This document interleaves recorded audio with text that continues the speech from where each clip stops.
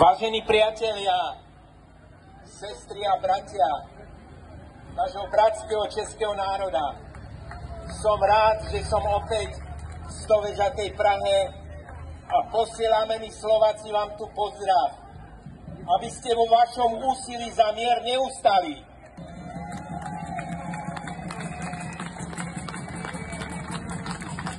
Sme s vami a spolu to dokážeme. A nie len my dvaja, ale všetci poctiví ľudia z celej Európy.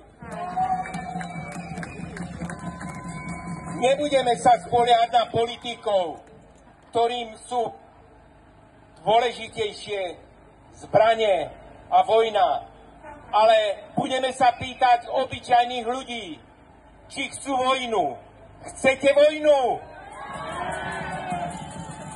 Ste za mier? To je to správne. Mier a zdravie majú spoločnú platformu. Bez mieru a zdravia všetko sa stáva ničím. Ale mier a zdravie nie je vždy všetko. Ale je to veľmi, veľmi potrebné práve v tejto dobe, keď mier je veľmi krehký a je ohrozený. Na jednej strane politici sítia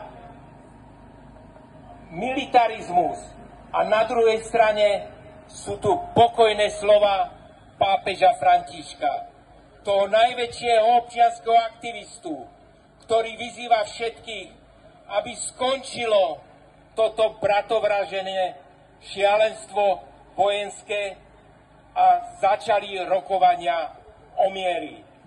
Pretože akýkoľvek mier je vždy lepší ako pokračovanie vo vojny, ktorá nemá riešenie, ale jej konečným riešením vždy bude ten mier.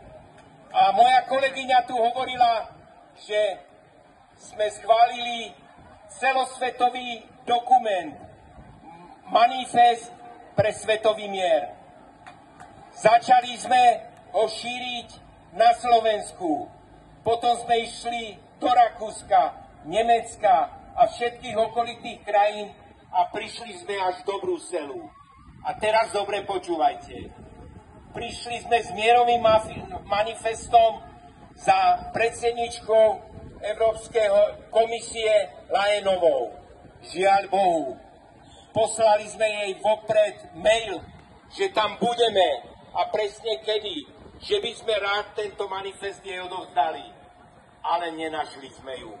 Majú iné starosti, ako starosti počúvať občana, ktorému je mier dôležitý.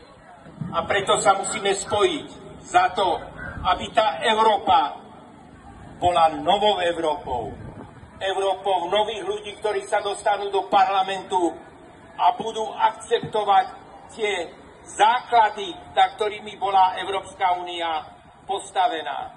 To je sociálne spravodlivo, ekonomický rozvoj a čo je dôležité, Európa bola budovaná ako základ mierový, aby už neboli vo svete vojny. A dnes sme tak blízko, nie našou vinou v vojne. A preto musíme urobiť všetko, aby sa tak nestalo. Aby sme sa tu mohli stále stretávať a hovoriť, že mier je fakt to najdôležitejšie pre rozvoj človeka, pre rozvoj planety. A túto planetu si nedáme. Musí byť v mieri. Ďakujem vám za pozornosť.